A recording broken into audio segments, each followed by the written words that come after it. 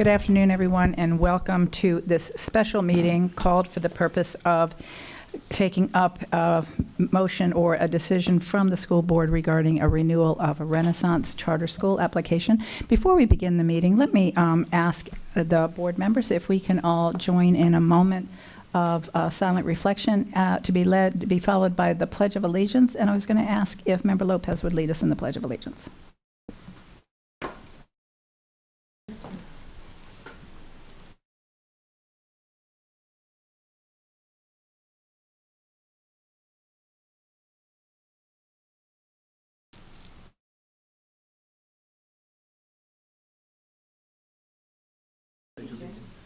Flag of the United States of America, and to the republic for which it stands, one nation, under God, indivisible, with liberty and justice for all.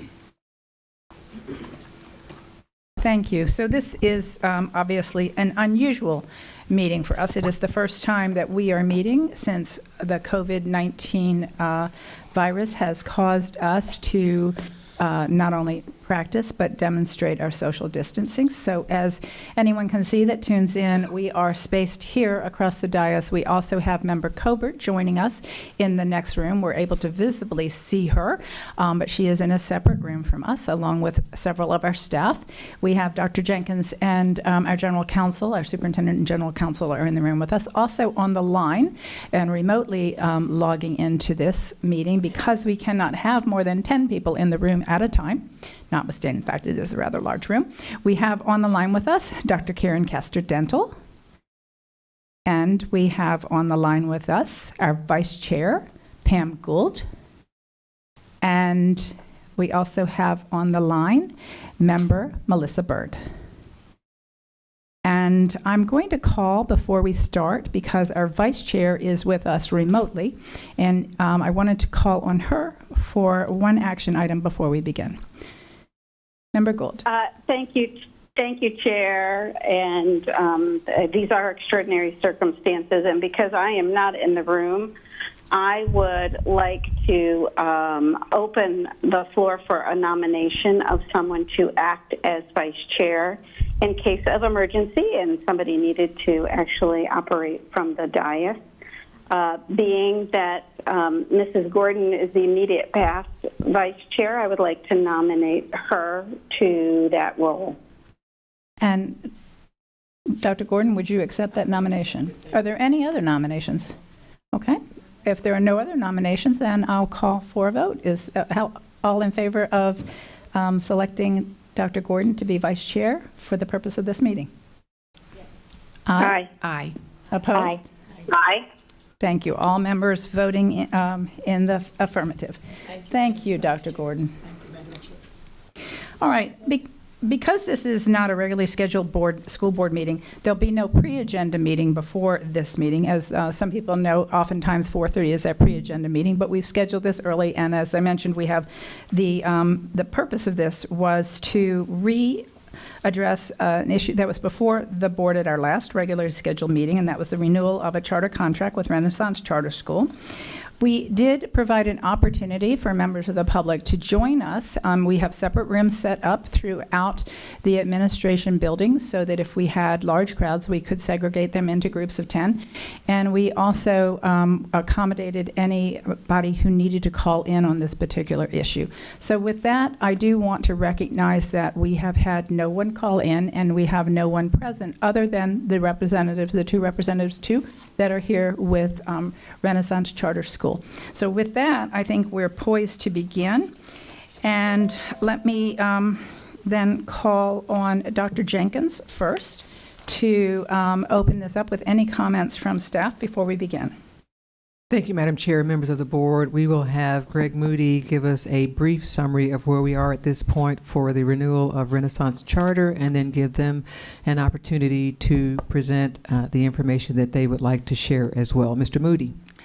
Yes, ma'am. Thank you, Madam Chair, school board members, and Superintendent Jenkins. Before us today, we have resolution for recommendation for the renewal of the charter school contract with Renaissance Charter School at Goldenrod.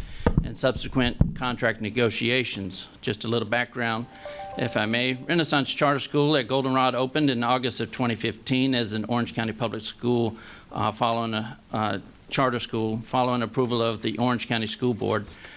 The school is located at 6004 South Goldenrod Road, Orlando, Florida. Renaissance Charter School at Goldenrod serves approximately 1,200 students in grades K through 8.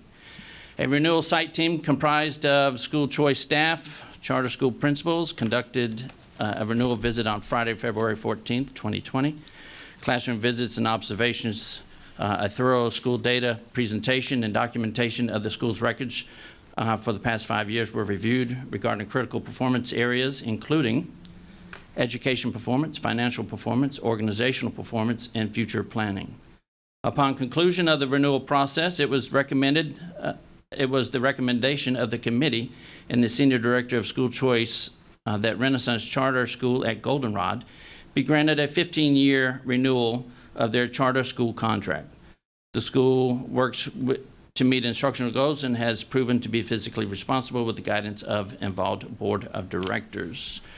This item was originally scheduled on the agenda for Tuesday, March 10th. Board members, Orange County Public School Board members had questions, and so we decided to table this until today. So before you, also we have from Charter Schools USA in the audience, we have Dr. Eddie Ruiz. He is the Florida State Director for Charter Schools USA, and Priscilla Mendez. She is the principal of Goldenrod, Renaissance at Goldenrod Elementary School. They stand ready to answer any questions that you might have. Thank you, Dr. Moody. So who would like to go first? Dr. Ruiz, Dr. Mendez? We welcome you back. Thank you. And I know we left for the benefit of the public who might be tuning in. There were a number of questions that came up from board members during the meeting. You had provided a lot of information, but there was some questions that came up that we wanted to give you an opportunity to come back and present those answers. So in addition to whatever else you want to present, they wanted to make sure that we cover any of those questions. Thank Absolutely. you. So may I begin with a statement? Of course. No, I said in addition to whatever else you want to cover, we'll definitely be looking for those answers. I just thank the board chair, board chair Jacobs, board members, Superintendent Jenkins. This is a little surreal for me coming back home because this is where I started my career as a teacher at Timber Creek High School, and I saw Mr. Wright, my first mentor as my principal. And kind of worked my way through principal, assistant principal at University High School, Evans High School, with my mentor, who's now working with me now, Dr. David Christensen as chief of schools, and then got to do some great things, opening up Acceleration. Now I think it's called Acceleration East, but was the founding principal there. Really excited to have been given that opportunity. And then became principal at Jackson Middle School, where I started off as a student back in the day. And so it's been 2001 I started my career, so I want to just, I felt it important to say that because I haven't been given that opportunity, and since I have it, I'm going to take it to say, thank you to those past, to Ron Blocker, who was my first principal back at Howard Middle School when I was there, and gave me that opportunity to become a leader. I think Orange County prepares their leaders very well. I think I'm well equipped as a leader today. After I left Orange County, going to Fulton County, going to Palm Beach County, and now working with Charter Schools USA to really best support the 50,000 students that we have in the state of Florida. I oversee all 61 schools in the state. It's a big task, but I think I would be remiss to say that Orange County, where my roots, prepared me to do that role, along with all the mentors that I stood on top of their shoulders to do this work. So I wanted to take that minute to do that because I think it's important to do that, and I don't know if I'll have that chance again. So I appreciate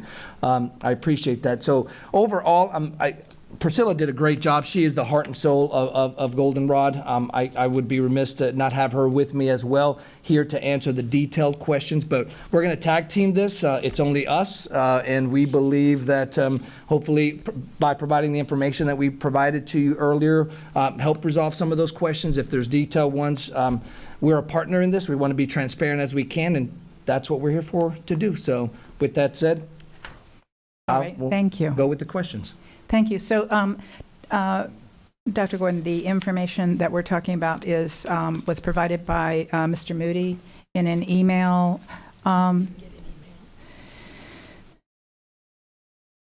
Did the rest of the board, did other board members get the email? Okay. Yeah, okay. Okay. Dr. Jenkins, do you have any guidance for us, Dr. Gordon? We'll get her a hard copy right now. Thank you.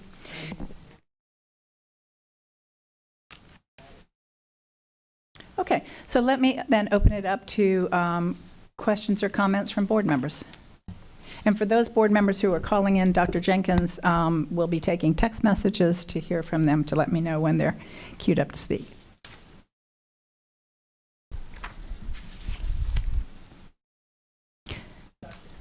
And I'm sorry, Madam Chair. yes.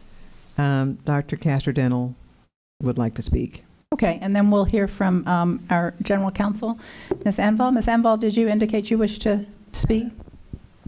I'm sorry. Okay, so we'll hear, I'm sorry, we'll hear from everybody. As we've been saying to all of our employees and to each other, we need to have extreme patience as we work through this process. So thank you for your patience. So we'll hear from Dr. Castor-Dental, and then we'll hear from Ms. Gallo. Member Castor-Dental. Hi there. Thank you. Thank you, Madam Chair. I want to thank the board and the staff and the folks from Renaissance Charter for coming today after this item was postponed on last week's agenda until we could get more information. I believe that since we are the sponsors of the charter school as OCPS, we have the responsibility to ensure transparency to the public. So I was happy to hear that Mr. Ortiz say those same words. At our last meeting, we asked a number of questions regarding enrollment, staff turnover, teacher qualifications, and student performance. And it is fair to say that the representatives of Renaissance did the best they could to answer questions that we gave them on the spot. The 5-year contract for Renaissance Charter at Goldenrod is up at the end of this school year, and they would like a renewal, whether it's a 15-year, a 5-year, or a 1-year term. And first, I want to address the student performance information that was provided to us by staff that broke out the achievement data for Renaissance at Goldenrod and the surrounding and sending schools. That's the information that Mr. Moody, I think, is giving to Dr. Gordon right now. Last week, we reviewed the performance of Goldenrod and their school grade and the student subgroups of exceptional education students or students with disabilities and the English language learners. And I found it interesting that the sending and the surrounding schools have a greater number of students with disabilities and English language learners and economically disadvantaged than the Renaissance at Goldenrod does. But when you look at the performance, those surrounding and sending schools actually outperform Goldenrod. The data also was able, it was separated. I thought it was interesting. The Renaissance at Goldenrod has a whole school letter grade of a C, but our staff was able to kind of separate that into the elementary part and into the middle school component so that we could then compare the elementary schools that are surrounding with the elementary component, and same with the middle school. And then when you separate the elementary from the middle, the Renaissance charter school, it looks like it has a grade of a D, the elementary aspect, and the middle school has a C. And the surrounding schools seem to have A's or B's or C's.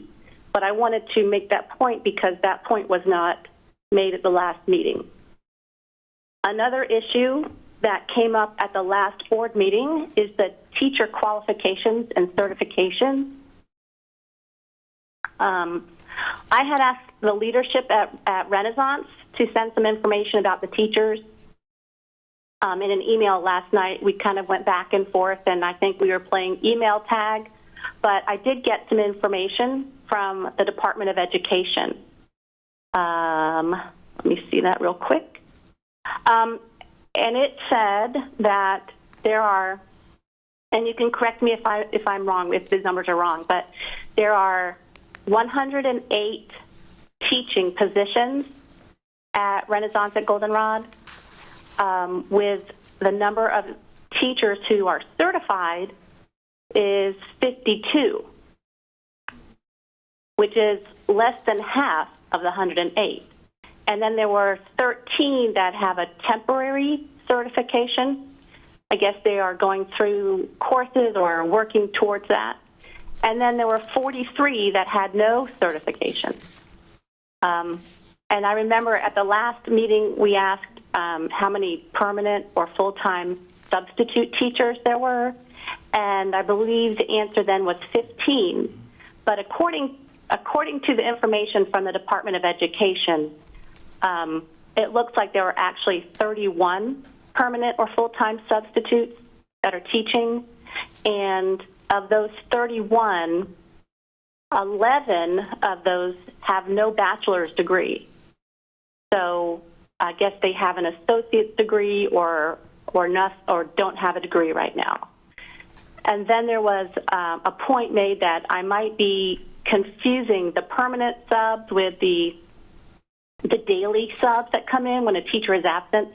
And I found on that data that there are, if you look at temporary and part-time subs, there are 12 of those at the school. So I wanted to hear if there was a discussion by the board on those numbers. I can repeat them again, or if there's some responses from Renaissance, because that's out of 108 teaching positions, only 52 or less than half have their regular certification, and 43 had none. And 11. Madam Chair, I'm done with that. Thank you, Dr. Castellano. Thank you for pausing there so that we can digest and discuss that. And it's your understanding that of the 108 teaching positions, 11 do not have a bachelor's degree? Not of the teaching, but of the permanent subs who are in the classroom, 11 do not have a bachelor's degree.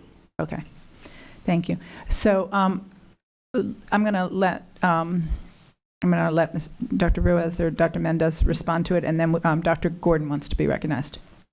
Yeah, absolutely. Okay, thank you. Thank you, board member Castor Dental. Teaching, having teachers and certified teachers in the classrooms is a crucial piece for us. Across this nation, there is a teacher shortage, right? And so with that, we still, we need certified teachers in our building. The data presented, I'm not quite sure. I'd like to know where the DOE, that's where they got that information from, because, we pulled out the roster we can share with you. We have, even from the last board meeting to this meeting, data is static. You lose a teacher and 3 of them become certified. And so from the last meeting that we had till this meeting, it's been static. It changes. And so with that, the numbers we still show are 85% of our teachers at this point are certified teachers, with 15% of our teachers being perm subs. And those are perm subs that are either in a program, whether, that's state certified, Teachers for Tomorrow. We're partnering with a National Educator Preparation Institute to do that as well, both to certified by the state to get our teachers certified and get them along the way to get that. And so, we do battle this national teacher shortage, and we fight every single day to make sure we keep our teachers, certified teachers. And with that, I'll let Priscilla, who knows the details of those actual numbers and can tell you teacher by teacher. Thank you. Good evening again. In terms, I would love to see the data that was referred to.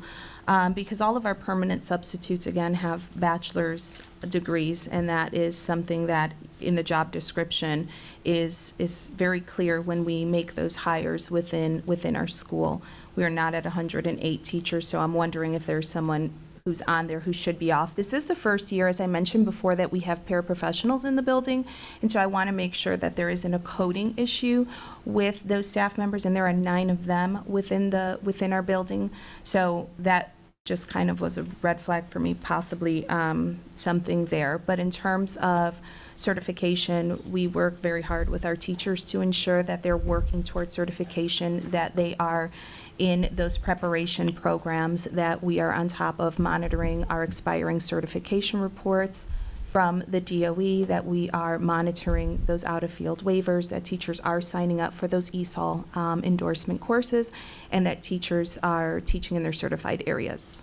So I'm gonna call on my fellow board members. Clarification on one thing. The information Dr. Castrodental got from the Department of Ed had 108 teaching positions. You said that information's not correct. How many teaching positions? We're at 102, and so 102, that's okay. where I'm wondering if it's something Okay. with a para. Okay, and so let me recognize, I said Dr.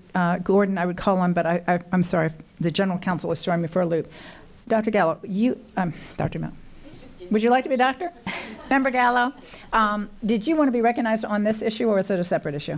It's separate, but I would like to talk on this. Okay, then I'll call on you for this and come back to your other issue later, but let's stay on this topic, and then we'll go to Dr. Gordon on the same topic. Okay, thank you, Madam Chair. Just a few I'm questions. sorry, Madam Chair. Yes. So I'm getting some feedback asking those who are speaking to speak directly into the microphone so they can hear more clearly. Is that directed at me or our guests? I think it's directed at our guests, Okay, but they want everyone to be aware of that as well. no, that's fine. I sometimes, when I turn my head, I get people tell me that I'm not talking to the mic, so I'm going to see if it was me. So, Member Gallo, back to you. Thank you, Madam Chair. So I just want to make sure I understand the numbers correctly. So you're saying you have 102 teachers, that 85% of your teachers are certified, Yes. 15% of your teachers are permanent subs, and they all have at least bachelor's degrees. Yes, ma'am. What is the requirement for charter schools? Does charter schools have a different requirement than traditional public schools and certified teachers? We have the same requirements. Same requirement. So you're required to notify parents if somebody is teaching outside of their certification or they're teaching in a classroom that they're not certified in. Absolutely. And I mentioned that at the last meeting, that as a Title I school, parents do get those 21-day letters, those out-of-field letters. We send those home as required through Title I. So we do that, and we do the uploads through Orange County Public Schools Title I office. Okay. And then one more question, and I think this might be for staff. Since Renaissance numbers, enrollment numbers come through us, do we keep track of their teachers? I think I saw an email earlier. Do we know how many teachers we have, and are we tracking the same numbers that they just told us they have? Are we tracking that they have 102 teachers and that 85% are certified and 15 permanent subs at least have a bachelor's degree? Do we have that information internally? Mr. Moody. Yes, ma'am. No, ma'am, we don't. We don't track that internally. HR was able to pull a report this afternoon, and I think that was sent to everybody a few minutes ago, just before the board meeting. But normally we don't track the number of permanent subs, the number of teachers per se, to that detail. All right, thank you. Thank you, Madam Chair. Okay, and Dr. Gordon.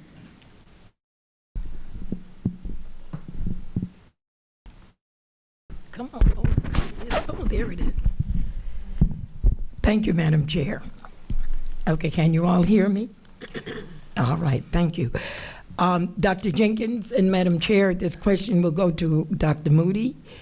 And then I would like to ask the questions of Dr. Priscilla Mendez, and I think I had that right, and then Dr. Ruiz. Dr. Jenkins, in reference to the purpose of this board as it relates to charter schools, what are we responsible for to make sure that they are doing their judiciary rights and that we are governing them because they have their own board. And I would like to make that clear, and I do hope that their board are under the same standards as our board, even though they are not under all of the qualifications that our board has to go through. But I would like, Dr. Jenkins, if Dr. Moody could explain to this board what we need to be tracking with this charter school and what is the purpose of this board as it relates our role and why. Another question, we became a choice district for a reason. We became a choice district for a reason, even though we've asked that the state just take it over, because sometimes we are overridden in a lot of the things that we do, and they are able to have lobbyists that can go out and lobby for them and do extra things, and we had to go get a lobbyist to try to help us get our things passed. So those are the things I want to see if he can answer for us, Madam Chair. and then come right back to me because I have certifications questions. Okay. Dr. Jenkins? Thank you, Madam Chair. I'm kind of holding my hand up. Can you see that when I do that? Yes, I can. All right, very good. So, And Member Lopez is assisting me. thank you, Madam Chair. Dr. Gordon, a twofold question. I'm going to let both Associate General Counsel John Palmerini respond to, and Mr. Moody can also respond to the process they go through when they have a review for renewal, but I want Associate Counsel Palmerini to talk about what we are legally required to do. Good afternoon. Can everybody hear me? Yes, sir. Okay. Good afternoon. What we're legally required to do after we receive a renewal application, we're required to look at various facets of their operation. We're required to look at whether or not they are performing academically, whether or not they are testing in the appropriate manner. We're required to look at their fiscal management. We're required to see if they are engaged in any material violations of law, and we're required to look at whether or not there's other good cause, and other good cause is violation of their current charter contract. So that's what we're looking at when we're making a renewal decision. We're required also to annually review them every year, and our school choice team does that. And with respect to employment, and I just want to make sure that we all understand what the statutory requirements are for charter schools. With respect to employment, the charter statute does say that charter schools have to have certified teachers, but I do want to quote the statute, 1002-33-12F. It says, a charter school governing board may employ or contract with skilled, selected, non-certified personnel to provide instructional services or to assist instructional staff members as education paraprofessionals in the same manner as defined in Chapter 112. So charter schools also are allowed in certain circumstances to employ uncertified personnel as long as they're skilled in order to perform instructional duties under the charter statute. So they get more flexibility than traditional public schools. On top of that, I did want to speak to substitute teachers and the statutory requirements with respect to substitutes. There's actual substitute statute 101235, which says substitutes only have to have high school educations. They are not required to have college degrees. So I wanted to just make sure that we all understood the statutory framework. Charter schools do get more flexibility than traditional public schools with respect to hiring non-certified folks, certain skilled selected non-certified folks. And if all of their substitutes have bachelor's degrees, that exceeds the statutory requirement for traditional public schools, which only requires a high school education. I hope I answered everything, and Dr. Gordon, I'm sure if I didn't, you will tell me. Absolutely, you answered it, and Madam Chair, and to the superintendent, that brings me back, and I don't know if all of the new board members were truly aware of what it does, and I stated earlier that they do have more flexibility as it relates to the employment and hiring practices. However, you do need to come back, Dr. Jenkins and General Counsel, through the chair, and let us know when you go out and do a review, and an annual review, what are you looking for? Mr. Palmerini? I'm going to actually turn that over to Dr. Moody because his staff Yes, is the one that does It's a Dr. that. Moody question. I said Dr. Jenkins. I'm so And then sorry. she would designate who it would be. I apologize. That's okay. Yeah, thank We're you. just trying to get some Thank you. standards here. Thank you. Mr. Moody. Yes, ma'am. Dr. Gordon, excellent question. We have Dr. Scott here to help answer that question. She'll give you a thorough review of what we do during the annual review process. On top of we visit charter schools at least twice a year, but she'll give you more detailed information about the renewal visit and process. Good evening, everyone. Normally, what happens with every charter school, we do 2 annual site visits, sometimes more than 2, but 2 formal. We do 1 in the fall and 1 in the spring. The fall visit is a revisitation of the goals that are stated in their charter contract. We do that in the fall because at that point, the school grades have already been released for the prior year, and we can have a discussion as to how the school is progressing. If at that time, if there's a school improvement plan in place, we also review that with the school. During the spring visits, we will talk about things that they need to work on for student achievement. All visits include review of health and safety, review of finances. Monthly, all schools submit any statutory documents to our office. We have an electronic system that tracks that. Those would be for health and safety documents. We also collect any, now that Marjorie Stoneman Douglas, we have a lot of safety concerns, health certificates, any type of inspection and things of that nature. We do walk the classrooms. We do know the staffs at the school. We do, like I said, twice a year. At the end of year 4 is when we start our renewal process, and what we do as of July 1st of that 5th year of going into that 5th year of operation, we do send out a certified letter to the schools to let them know this is coming to the end of your contract. We would like to know what your position is. At this point in time, they let us know they would like to renew. Prior to the renewal, we host a meeting here at the ELC with any schools that are up for renewal to review the document with them. We let them know what we are looking for. What it is a compilation of everything that has been done over the last 4 years.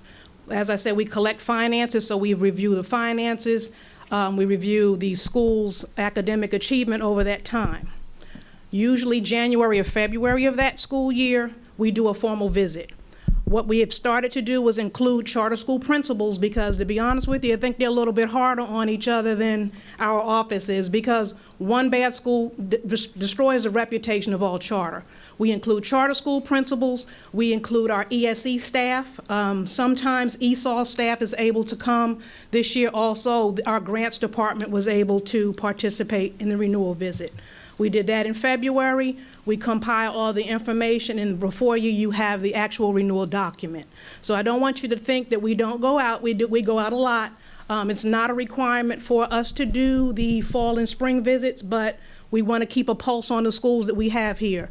We have 41. We've closed a few, but we want to keep an eye on the ones we have, and we want to ensure that they're doing a good job. So we're in those schools. Excellent presentation, Dr. Jenkins, through your staff and through the chair with Dr. Scott. And I'm trying to set a precedence here. And the reason why I'm trying to set a precedence here is because in lieu of all of the dot by dot, and number 1 to number 2, number 3, from the very beginning of the spring all the way up until the fall and the walkthrough and they're working together. We did not touch the area if the community has a concern. And I did talk with Dr. Jenkins and legal counsel earlier in reference to where there are some concerns coming in from the community.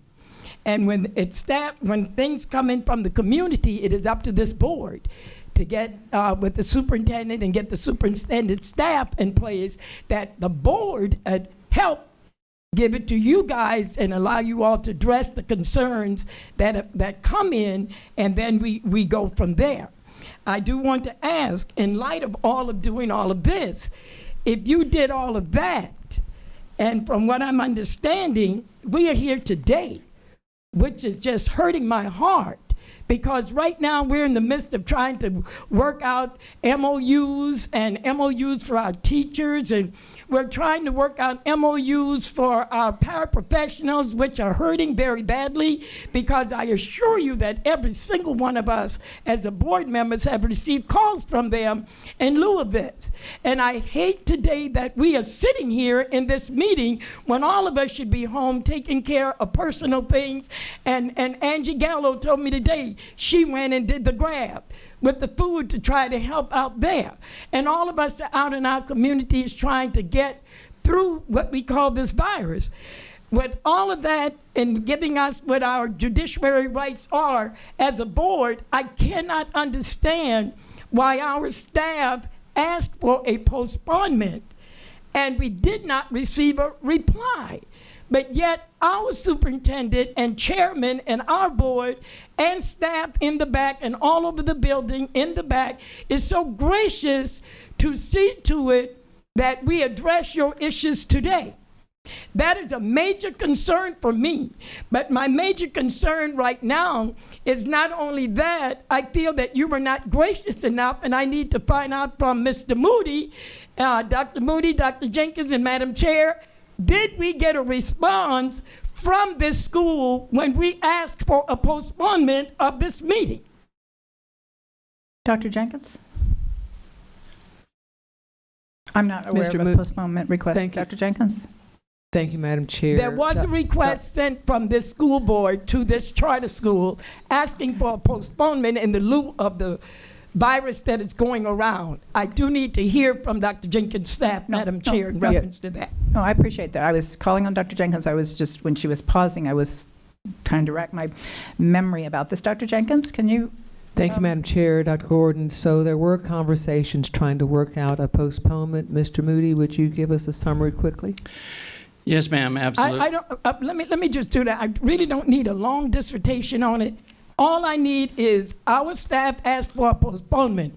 Did you receive a reply? Did we get a letter for them stating the urgency of this meeting? No, ma'am. So I asked several times for a postponement, talked to via text and person to Charter Schools USA representatives, urgent, asking for a mutual agreement of postponement, and no answer, no formal answer. So therefore, we are here this evening. Out of courtesy and respect for the children in that charter school, I do want the community to know that it is this board that saw respect. We did provide an opportunity for this charter school to present answers to me for most of the questions that I asked. I received a call today from my office asking me for an appointment in a conference. 2 weeks later, I asked for these questions so that I will have time to peruse them with no harm and no effect to Dr. Jenkins and her staff for trying to supply in the middle of a virus all of the documents to all of us with all of the computers not working effectively, and I was failed to receive any of the documents from Dr. Moody, but yet I received a call to have a conference with the charter school today, in which I declined because of this meeting this evening.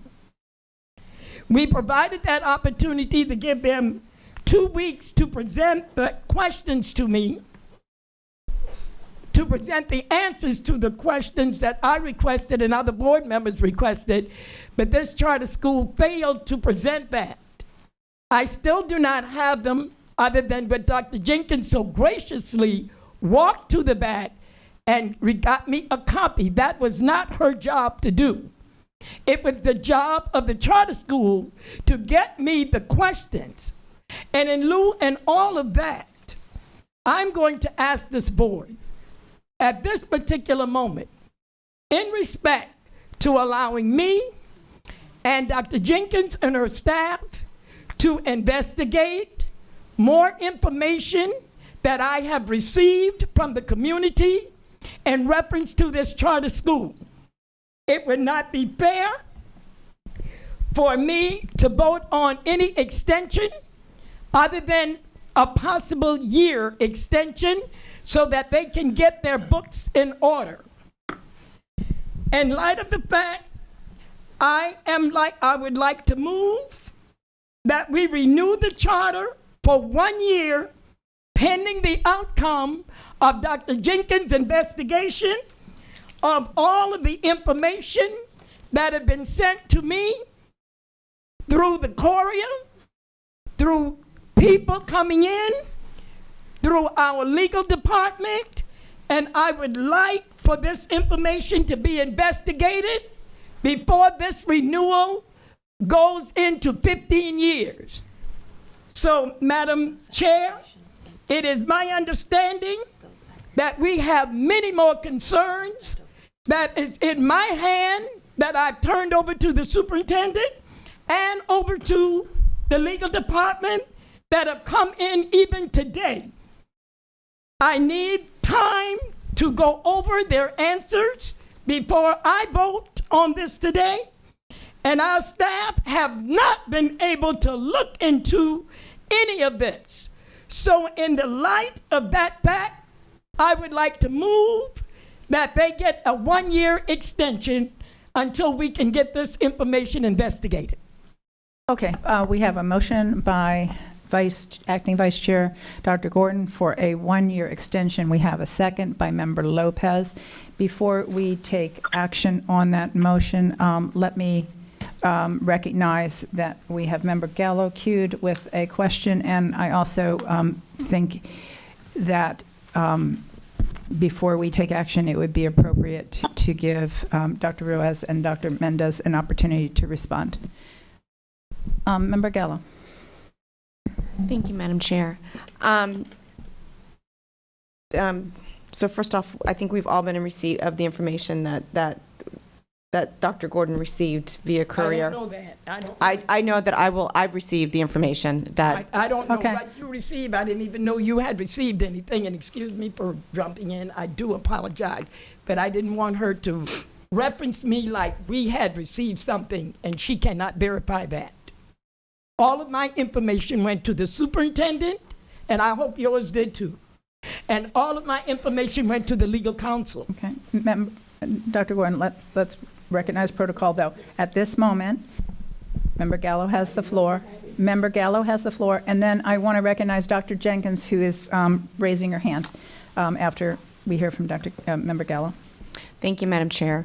I want to ask staff what they feel is appropriate at this point. I know that they've been in receipt of the information that was given to myself. I know I received it, and they've had a chance to review it. So after reviewing the information given and in light of what has happened over the last few weeks, I would like to know what the recommendation now is from staff. And if they're before- still standing by the 15-year renewal, or if they've come to a different conclusion. And if I could interject before we hear from staff, for clarification for the board members and the public watching this, when you say information you've received, can you be more specific about what information you're referring to? I received documents via email today about whistleblower complaints that started. I believe our general counsel sent it out to all board members, at least that's what I was told, and it listed several whistleblower complaints that have transpired over the last, I think, week and a half. Thank you, Member Gallo. And I wanted to clarify that because Dr. Gordon also mentioned the questions that she had asked and waiting for the answers. So when you talked about the information you received, I wanted to clarify if you were talking about that information, because I have not received a specific response to Dr. Gordon's questions. They may be encapsulated in that report. So I wanted to clarify because it wasn't clear to me as well. With that, let's go to Dr. Jenkins, to your staff to answer Member Gallo's question about their recommendation based on the information available to us at this time. And then again, I think it is fair and prudent that we hear from the applicant as well. I was also, thank you, Madam Chair, I was also raising my hand because Member Castor-Dental queued up to speak as well. Let me ask Mr. Moody if there's any change to staff recommendation. Mr. Palmerini needs to weigh in as well. Go ahead, Greg. Yes, thank you, ma'am. So Dr. John Palmerini and I just discussed the different options. Clearly, at your leisure, the board can decide up to 15 years. 15 years is not mandatory in this case. In light of some of the concerns that were recently brought to the attention of Orange County Public Schools and board members regarding the whistle complaint, it may be appropriate to go 1 year. It may be reasonable to ask for 3 years. But at this point in time, I think it is our recommendation that we wouldn't do any more than 3 years at this point in time. But if the board feels strongly about some of the allegations brought forth within the whistleblower, then 1 year would be appropriate, I think. And I'll ask John Mr. Palmerini to chime in if he'd like. Mr. Palmerini. Thank you, Madam Chair, members of the board. Obviously, we've received, I think it's in Ms. Enval's email to the board earlier today, at least 3 whistleblower calls, the last of which came in this morning. The last of which came in with respect to, leaving teachers, I think, on the rolls of the school, even though they had been released or terminated. Obviously, we have not had any time to investigate that today. I mean, it came in this morning, and we haven't had any time to deal with it. Statutorily, you could approve 15 years, you could approve 5 years, you could approve 3 years, you could approve 1 year. This board has had precedent in the past of approving a 1-year extension. For those of you who were here in, I believe, 2016, you will remember Aspire Charter School. They had a school grade of a D, and we renewed them conditionally for 1 year pending improvement of that school grade. They did so the following year, and then at that point we approved them for a longer 15-year contract. But this board does have precedent if it wants to go to a 1-year renewal in order to do that. What we've received previously, I'll just be candid with the board, and I've reviewed the documentation that I saw today, or that came in the notebook that you all were emailed.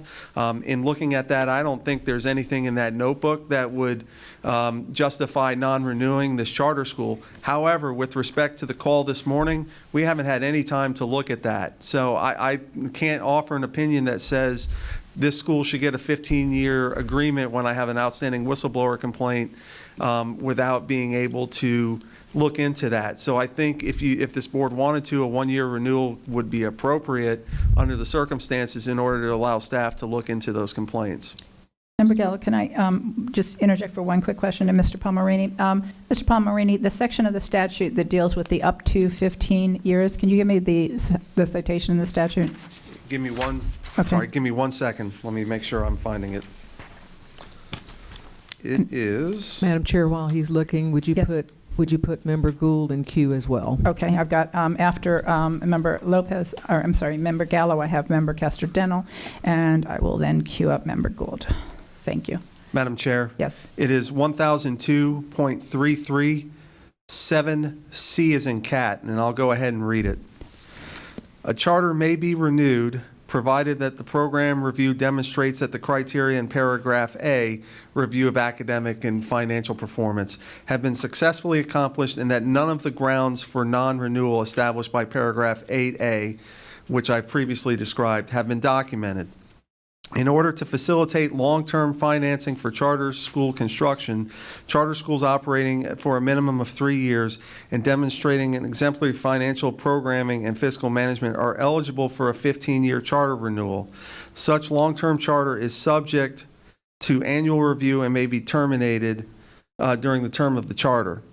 And then 7A12 says, it also talks about long-term charters. It says, in addition, to facilitate access to long-term financial resources for charter school construction, charter schools that are operated by a private, not-for-profit 501c3 status corporation are eligible for up to a 15-year charter subject to approval by the district school board. Such long-term charters remain subject to annual review and may be terminated during the term of the charter, but only according to the provisions set forth in subsection 8. That is again 1002.33, 7A as in apple, 12. Thank you. Back to you, Member Gallo. Thank you, Madam Chair. I do want to just point out that this information on the whistleblower and all the contents of what we've been reviewing, we did not receive until like 1:30. So as a board, we're just trying to digest it and get through it and figure it out. So I just wanted the public to be aware that this is new information that just came to us today. I do have other questions, but I'd like to hear from other school board members, and I'd love to hear from the Renaissance people before I ask any more questions. I am sorry, Member Gallo, what did you just say? I said I have more questions, but I'd like to hear from our other Thank you. members and the Renaissance School Okay. first. Let's take a pause and hear from Renaissance, and then we'll go to Member Kester-Denell. All right. Well, thank you. All these are valid points, and I do want to start off and appreciate the board for making the, having this meeting today to follow up on the last school board meeting. Just as this board has, priorities and they meet, we have a board as well, and we posed the postponement to that board. That board doesn't have another scheduled meeting until April 14th, I believe. We ran that by legal as well, so it was not, we had been going back and forth, Kia, Greg, we weren't ignoring texts. We've been going back and forth. They've been gracious through this entire process. We're grateful for them through this whole process. So we have been in communication back and forth with the postponement. We were trying to get back with our board. We were getting with legal, didn't get an answer that was in the timely manner that, I think this needed to happen pretty quickly to organize it. On that note as well, I just wanted to also mention that, our school staff has had a comprehensive review by the school board staff. It's a lengthy process. You've heard Kia kind of talked through that whole piece, and we've complied with all that. We've complied with all the questions that have been asked to the best of our abilities.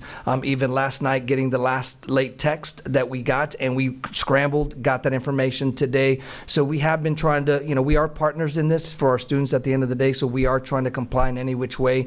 We are not trying to do anything that is not transparent.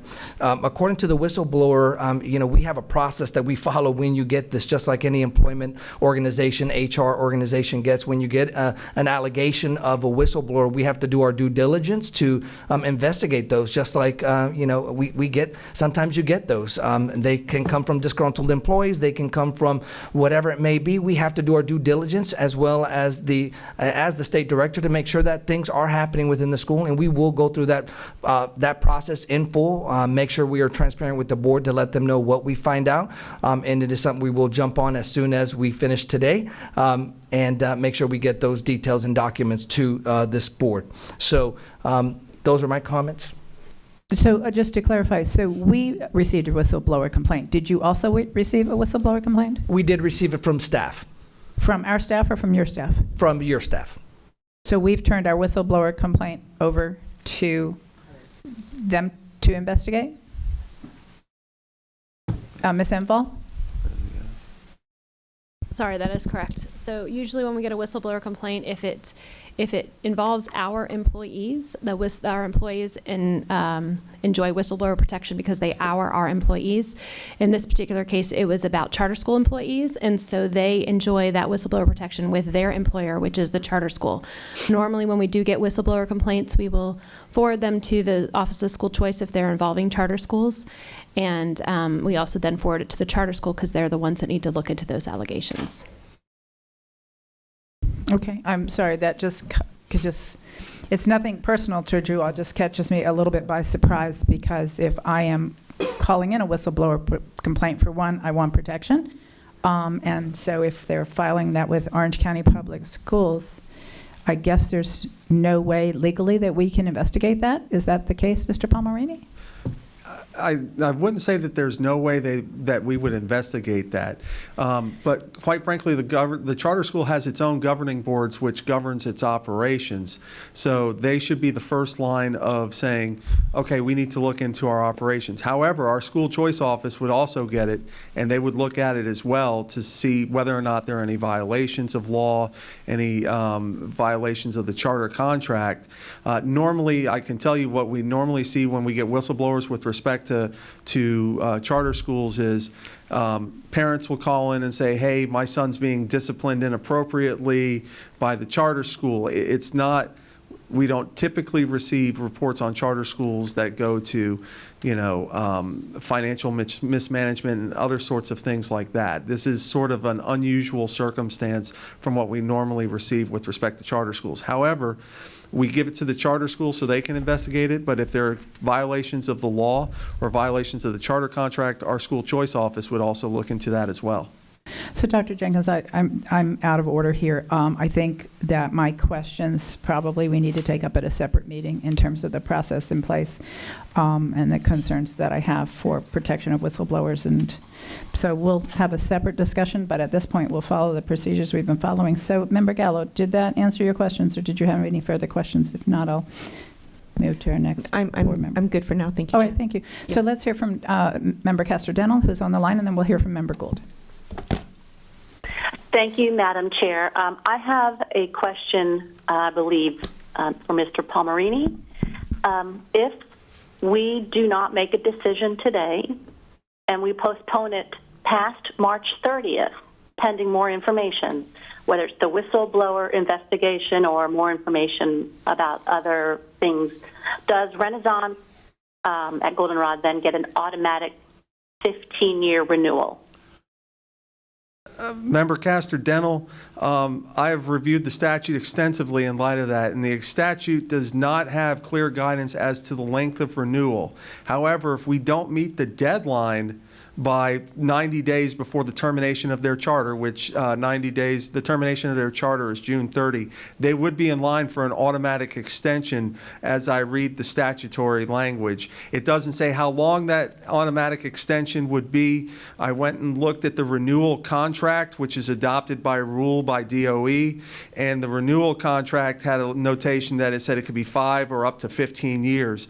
But that's just the charter contract. The statute itself does not say if you don't decide not to renew them by a certain date that they will get a contract for 1 year, 5 years, 10 years, 15 years. It's not that explicit, but it is my opinion that if we don't meet the deadline that we would have to renew them. Thank you. So it sounds like well, my opinion is that a 1 year renewal contingent the outcome of the whistleblower investigations, and also with asking about maybe having quarterly updates with information about their staffing and their certification status. I find that even though the statute may allow them to have non-certified teachers, I find that troubling.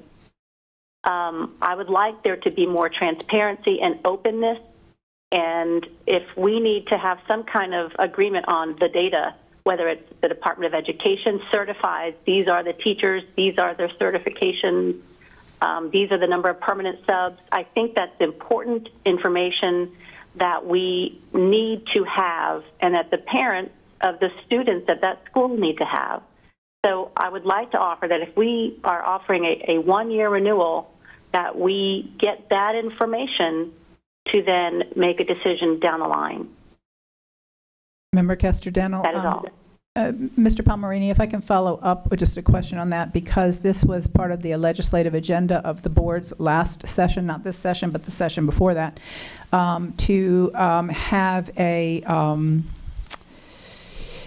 have some sort of a requirement that our charter schools put parents on notice of the percent of non-certified teachers, et cetera. It was kind of a transparency measure, let the buyer beware type of measure. It did not enjoy the support of the legislature. So my one concern here is if the board inserts into a 1 year renewal requirement that the legislature has declined to impose. Do we have that authority?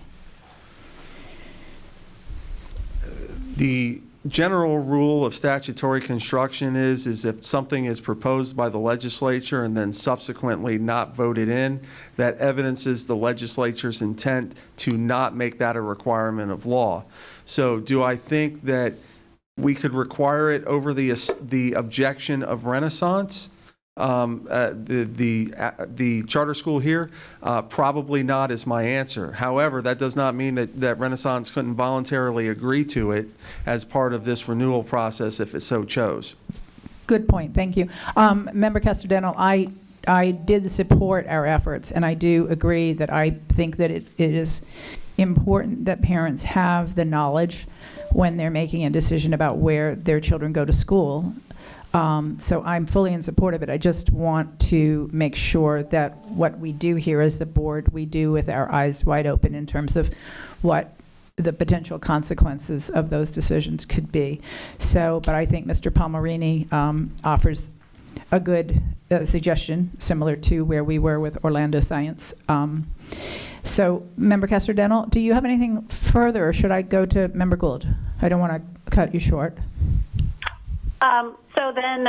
So we're also able to then possibly not offer a renewal at all at this time, and just end the contract. Is that an option?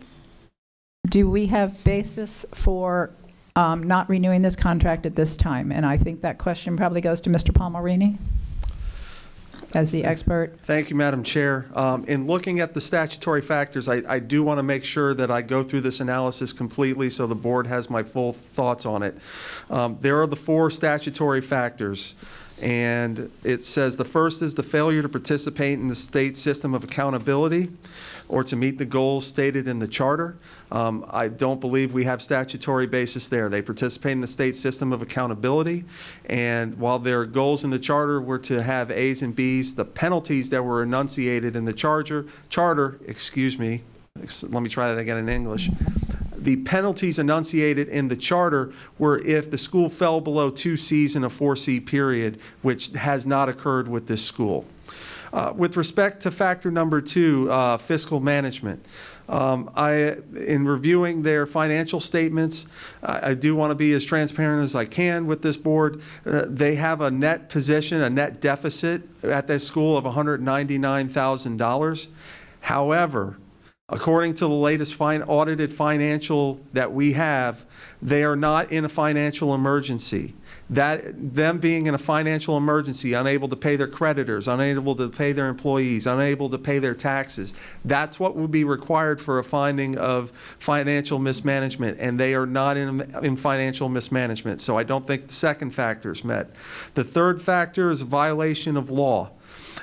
With the information I have sitting in front of me right now, and I have to caveat, we haven't looked at the whistleblower from this morning, but with the information sitting in front of me now, I do not think that there are violations of law that would allow us to reject this charter. And the fourth is other good cause shown, which is a violation of the charter contract.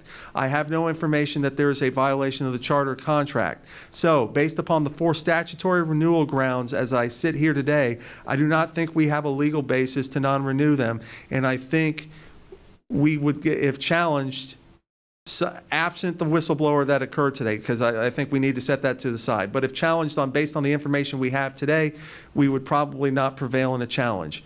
Having said that, I don't know what the whistleblower complaint is today, and we need to have time to, I think, in my opinion, adequately investigate that, and I think the 1-year renewal would allow us to do it. Thank you, Mr. Palmerini. Member Castellano. Any further questions? Thank you, Madam Chair. I appreciate that, Mr. Palmerini. That was very clear. I understand our position. It sounds like we don't really have,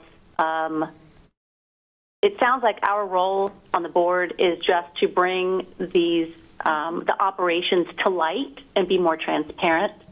Not that we have really any other control that the state doesn't give us.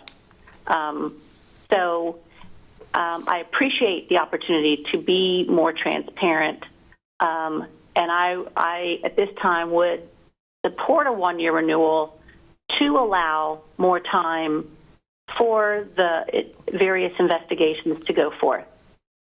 Thank you. All. Thank you. Thank you, Member Castellano. I'm going to call on Member Gould in just a moment. I see that Dr. Jenkins is raising her flag.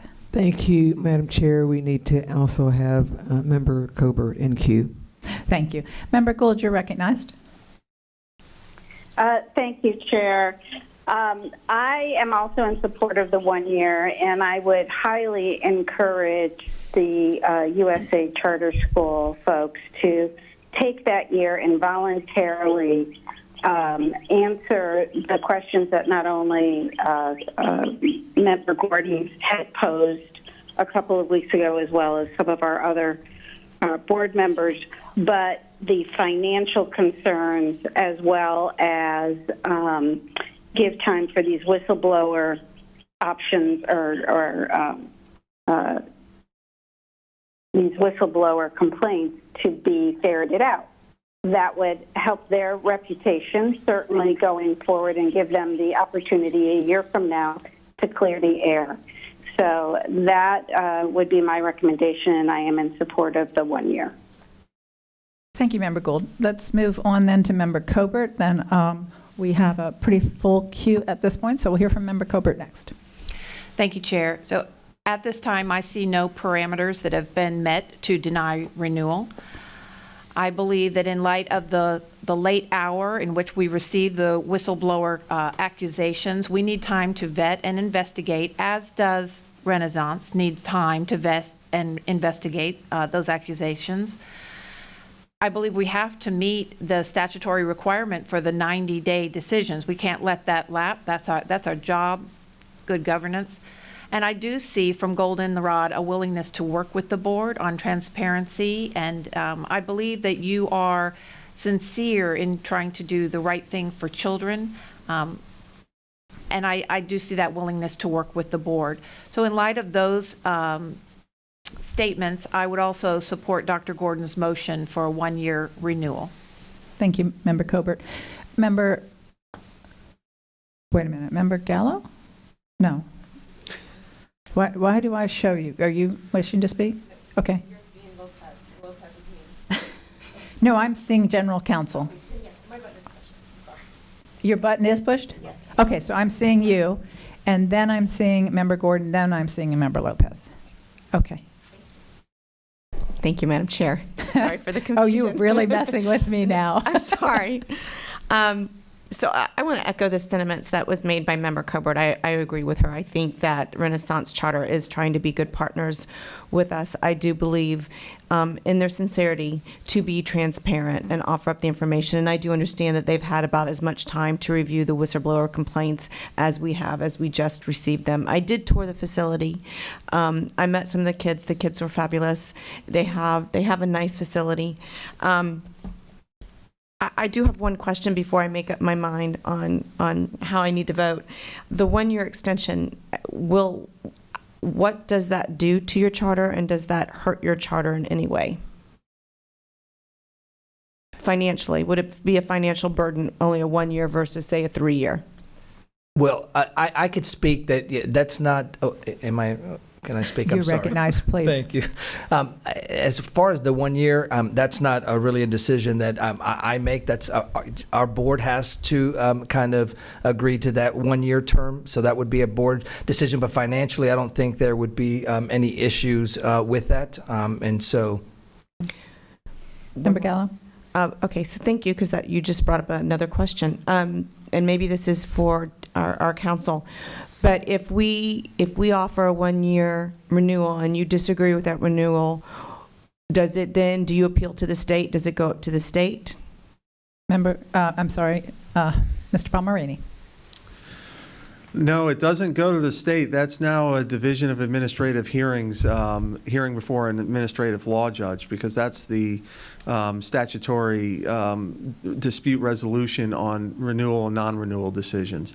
And quite frankly, to the extent this board authorizes a contract and then the charter school governing board declines to authorize a contract, I mean, that would be very problematic, I think, for the charter school governing board, because you have a duty under the law to do what's known as mitigate your damages, and mitigating your damages would be accepting the 1 year renewal, while we investigate this, because if the charter school board declined to accept the one-year renewal, the ALJ could say, listen, they offered you a contract to continue your services.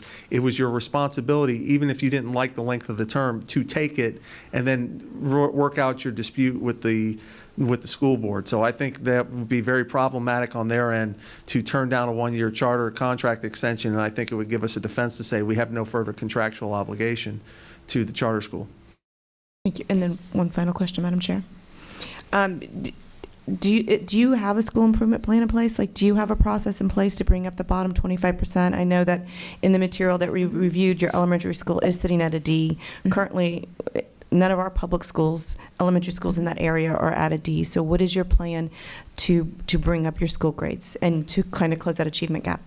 So thank you so much for the great question. When I saw the initial data, it was interesting to us because we've never seen our school receiving an elementary versus a middle school, and that's one of the things when you are a K-8 building, you're grouping 3rd through 8th, and so that part is difficult. And so for my staff and my leadership team, it was interesting to see both groups and some of those things. But we've put a lot of great plans in place specifically for our ESOL and ESE students, and so our support staff, and even now I have to share Dr. Gordon's sentiment in that this is such a difficult time for all of us, and we're running school remotely, and our teachers, our ESE teachers, are still offering students their services remotely and through Zoom, as are our ESOL students, and they're having Zooms with parents to train them to advocate for their students from afar.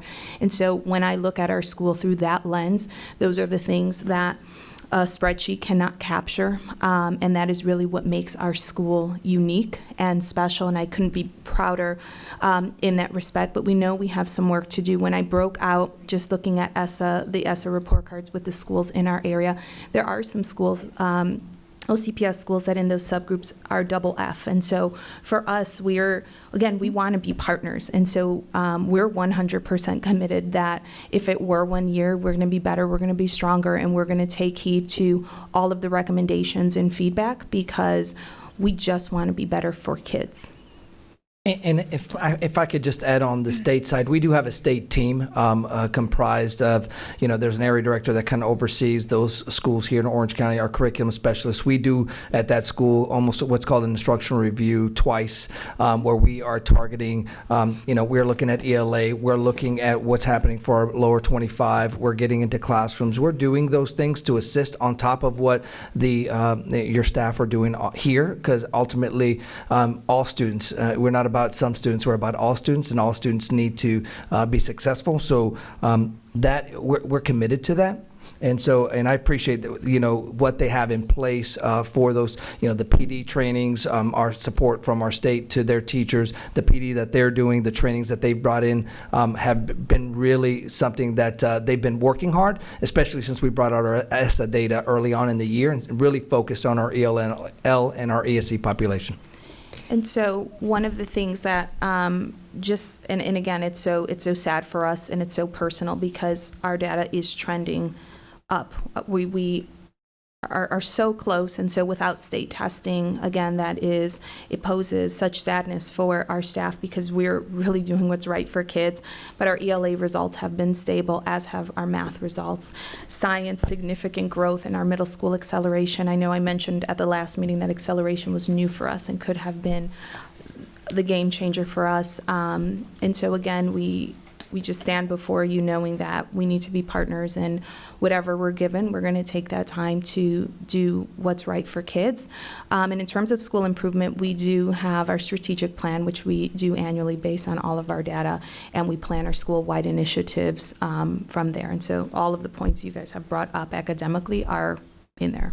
And one more point to your question, because I just thought of this as we were going through. When you said, will it hurt us financially? Answer was no there, but what it would hurt us 1 year would be enrollment. We've been trending high on enrollment. We're at 1215. To do a 1 year renewal, to a parent of choice to say, that just puts a lot of a cast on our school. I mean, we have other schools here in the district that are 15-year renewals. We believe that there's no statutory basis to really go less than 5 years, to be honest.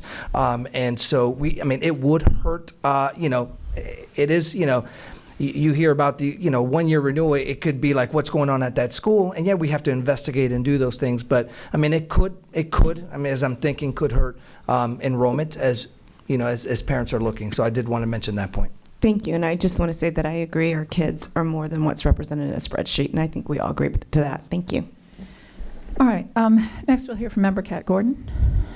Thank you. Thank you, Madam Chair. I would,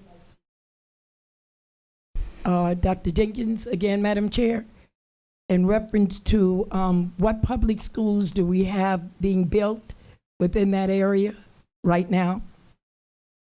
And I think Board Member Lopez may be able to answer that even quicker than Dr. Jenkins trying to look it up. She has over 199 schools, and those in the making. So I would yield to, Madam Chair, to Joanna Lopez, Board Member, for that area. Thank you. Member Lopez. Don't have any new schools surrounding that area. We have Little River, we have, elementary school, Little River, we have 3 Points Elementary, we have Ventura Elementary School, we have pretty close, we have Englewood Elementary. So, but we don't see any projected new school, not even middle school either. And the closest to Renaissance is Liberty Middle School, and Stonewall Jackson, used to be Stonewall Jackson. Beautifully answered. And Madam Chair, my reason for asking my colleague and the superintendent that is because it was mentioned by Dr. Ruiz that the renewal, if it goes less than 5 years, it's hard. But we must remember, we are a choice school district, and our job is not to recruit for you. Our job is to recruit for public school education as well, even though I know you all call charter school public, but it's not, because you're not under the same guidelines. So there is some discrepancy other than wordsmithing. I do want to say this: we are not recruiting for you. We are in competition, per se, other than if you have a program that a parent would want to go to. But our job is to make sure that you are following the law based on what they have given you in your charter. So I wanted to thank her for that. So I don't see how that would cause a hardship in reference to how you answered the question for Board Member Gallo. I feel that she's let you know that it's a wide open area out there. And the reason why I stated that, because this board previously and this present board have been well equipped in trying to organize that we will be good partners when it comes to choice. We are a school board of choice education, and we're not there to cut you down. We're there to make sure kids and parents go where they want to go and be where they want to be. We don't make it easy for you, and I do want that made clear, because we are out there to educate children in any way that the parents, if they want to homeschool them, we're not against it. We try to manipulate, and we invite you to all of our meetings and trainings and everything. And I don't think you do that for us, but we do that for you, okay? So I just wanted to clear that point to our viewers and our listeners. The next point I wanted to bring up is that our parents have rights too. And I have to go back to Chair Jacobs and her comment with Vice Chair Pam Gould in reference to answering all of the questions that I asked you. You failed to do that, and I have to let you know. If you remember, I served on numerous committees on the national level, and NCATE happened to just be one. And we had to go into the colleges and universities and even some of the schools and find out if they were accredited or not. And in doing so, we were able to find out that they hired professors and received teachers at a certain time because they knew that we were coming. But there were also people on that campus that would try to get to the committee to let us know they hired that person, but now that person is gone. I'm not saying that you're doing that, but I am saying that there could be a possibility, but I hope that you are not doing that. So when they state to you, the chair and school board member, Dr. Castellano, they want to make sure that transparency is there. And when we send out those letters, you reference that, well, through your Title I, but we have no way of following up to make sure that those letters got in the hands of parents, because I'm a teacher too. And I have to make sure at my school that those students that come through in that last period get it so they can take it home. Well, if we come in the fall and in the spring, we have no way of assuring that those letters, unless you have a check and balance, that they really got into the hands of those parents. In the school that I work now, we pretty much have to make sure, because those letters have to come back pretty much signed that I received it, and then we have to have Title I nights that those parents know their rights. So we really want you to know that we are serious about the transparency and answering my questions. Another thing that I asked about, and I think that you all may have thought it was a joke. You were not here, Dr. Ruiz, so you would not think so. When I questioned about the salary, the whistleblowers came back and shared with us, some thoughts that were made, and they thought it was very unprofessional, but don't go back and fuss at them because I'm a teacher. And that'll come back to us, and that would go into the whistleblower record. So I would not do that. I'm just stating to you. But I want you to know that all salaries comes from Tallahassee for your school is public records. I think you remembered that all of our executive directors, our lobbyists, our building and facilities, our superintendent's salary, our salary, everybody's salary was turned over to the media. It would have been a hot moment if something else hadn't happened in this district, but it still got out there. Why? It's okay. It's public record. People need to know what you are getting, Dr. Mendez, Ms. Priscilla. They need to know what you're making.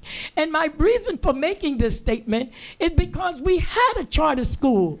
I'm going to ask Mr. John Pomeranian, I'm going to ask the superintendent, Madam Chair, to refer to the charter school that we closed because the husband was getting so many hundreds of thousands, and the principal of that school was getting hundreds of thousands, and the lobbyists that they had were getting hundreds of thousands, and the teachers and the parents weren't getting anything. Well, we have to negotiate here in the state of Florida, because it's a right-to-work state, for our employees. And the union really works hard with this board to try to get a decent salary. But when you have people running a school and your salary is way above that of the teacher and the staff, it kind of brings to, well, what's the reason? But that's your business. But I'm talking about being good to your people and being fair. That's just a good thought. But I want you to know all of our salaries were posted. And I understand they made a joke out of it in a faculty meeting, that I asked the gentleman that was with you that day, what did you know about their salary? And I inquired about yours. I want you to know it is public record. We have a right to know. We have a right to know. So I don't know if your staff knew it. Mm-hmm. So, and there are other things, that has come back that is really something to think about. But please do not reprimand anybody, because it may get worse. I would just answer the questions that we ask you. Let me get those answers and go through them. They're not in this paper. This is a beautification paper. I asked very simple questions, and they're not down there. And you gave me a blanket answer for salaries, which does not answer what I ask. And all of the other questions, if there's a problem that you need to address, to go back and get the questions, I assure you that Dr. Jenkins' staff or the chair of this board will provide those questions to you and make sure you get them. So that was mine. So parents have a right to know what you're making too. Okay? I hope that this charter school accepts, if this passes tonight, our recommendation for the 1 year pending getting more information of the concerns coming from the public. And then the one other point, I know two of my colleagues said, and everybody has a right to say what they want to say, but I don't want you to go out and think that all of us feel the same way, because we don't. I do not see you as a willing person to work with us at this particular time. For the fact that we gave you 2 weeks to get me those simple answers, and for some reason it seemed as if it was so stressful to you that they could not get me those simple answers, that terribly concerns me. And then I don't see you as a willing partner because you did not answer us. You were more concerned with making us come and hold this meeting, which we have no problem because that's our duty. If the staff can come, we can come, even if it's only 10 of us in this room. But I didn't think you saw the urgency for this, but you did not see the urgency in a timely manner to say, let me get all my ducks in a row. So your sense of urgency allows me, as this board member, to not see you as a willing partner to work with us, because the sense of urgency right now is the virus. But you put this meeting before the virus, and that troubles me. Then you just stated that the year, it doesn't matter. So the sense of urgency is what I see you needing in a timely manner. May I respond? No, I'm going to turn it back over to the chair, and then you may address the chair once I'm completed. Thank you. So therefore, my heart hurts this evening that this meeting was so important that it couldn't wait. Madam Chair, I turn the chair back over to you. Thank you, Dr. Gordon. And Dr. Mendez. So when I think about some of the points that you've made, Dr. Gordon, from the position I'm sitting in, there's almost 3 layers. There's a school layer, there's an OCPS school choice layer, and then there is a CSUSA layer. And so some of the things that were requested and some of the questions asked, Dr. Gordon, were not questions that I, the principal of the school, could answer, because they were questions that were related to legal. And so I did take it very seriously in transcribing our entire meeting to really see what I could own and what I could answer. And so I think that in fairness, in being good partners, CSUSA, along with the school choice office, we need those opportunities to really meet together and work together to really ensure that we are on the same page. And so there are oftentimes that things are beyond my own control. And so, again, being here is really just being here to represent the school and do it to the best of my ability. And again, Mr. Ruiz. So, yeah, no, I appreciate that. We do have a sense of urgency. It's for the 1,214 students that are in our building every single day and for the 50,000 students we have in our state. I just do want to mention one thing on the record. I know we talked about a school. There is a new school opening, I believe, across the way there. It's 83E. It's a school opening in 2020. It's right across from us. Well, it is. It's right across the street from where we're at. So it is a school that's being built. It's 83 East Southeast 3, the Relief School for 2020. So that is a new school that is going to open in 2020. And then I also want to make sure to just mention as well that, however the board is going to vote, but, I've been going back with our legal here and forth, but I put it on record that our board will review this. However, there is no legal justification that we believe for a 1-year renewal, and that our legal will not accept or not go for that 1-year renewal. It is something we don't feel that we just want to put that on record. The board will vote on whatever decision needs to be made. I just want to let you know what we are stating. Thank you. So, Dr. Gordon, do you mind if I take Member Lopez's response to the school, the issue of whether there's a new school, and then I'll come right back to you. Oh, and then we have Dr. Jenkins also. Thank you, Madam Chair. That school is very close to Walmart. It's in District 1. It's relieving schools from Lake Nona area and also from this part of the Golden Road, McCoy, Sunblaze. We have different North Lake, so we have different schools that are gonna relieve. That is very close to one of the Renaissance school. I was talking about Renaissance at Chickasaw because the schools that we have on the map from OCPS are referring to Renaissance at Chickasaw, not Renaissance on that area close to Walmart that is in District 1 from Linda Cover. Thank you. Thank you for clarifying that for all of us. I also, go ahead. I also want to say something as well. I highly appreciate the fact that you're trying to clarify everything, and I highly appreciate that effort. I was very concerned about the whistleblower as well, so that's why I'm in favor of extending, for 1 year so we can have further investigation, more feedback from you as well, but also from, and concern me not only because of the staff members, but also because we have students that are being affected by this situation as well, based on these comments. And I also received a call from a mother from Renaissance at Chickasaw. She's Hispanic. So she called me, she said, can you please help me? And I don't speak English. My son is an ESOL student, but he's also an ESC. And in the school, they don't want to follow up with my IEP. So I think, that is something that is out of my hand because they have their own school board, try to reach out to the school and explain to them. So her response was that she was ignored by the school. But please try, and I told her again, please try and call me back.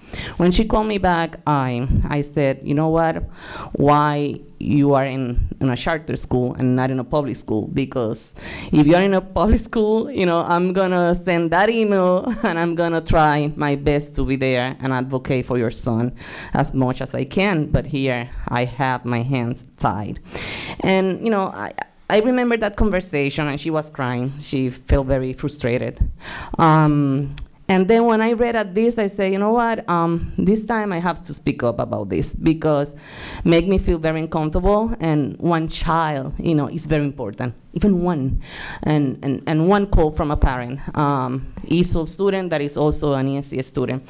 And that's why I think that, and I believe that, you're gonna make a difference, and I know that you're gonna improve. I think this is a lesson for all of us.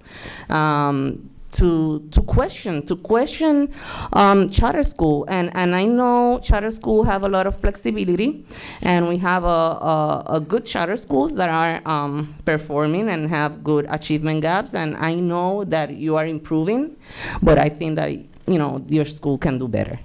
But I also visited the school 1 year ago. It wasn't you, it's the other principal. So it was one of my first visits when I started as a school board. So I like my community, and I'm here to support my students and my families and the community as well. So thank you so much for your time. Thank you. So with no further comments from the board members, I will call for the question. All in favor of the motion, please say aye. Aye. Opposed? Motion carries unanimously. Thank you very much for being here, and good luck in the coming year. Thank you. All right, thank you. Before we adjourn the meeting, there's two issues I want to address. One, for anyone who has tuned into this meeting, we did post this meeting this morning. Well, we had it posted, but we posted the unusual arrangements we were going to have for the meeting so the public was clear how they could participate. And I believe, and Ms. Enval, you can clarify if I recall this correct, that the time to get in the queue, if you were calling in to provide input, was between 4:15 and 5. Is that correct? That is correct. Right. And so at 4:15 and 4:30. 4:15 to 4:30? 4:15 and 4:30, yes. So at 4:30, when the meeting began, or a few minutes after, I did call the time on the queuing. So I just wanted anybody who may have tuned in and noticed that there was no one in the room. We also had accommodations made so that we could have people spaced throughout the building and bring them in should they wish to speak.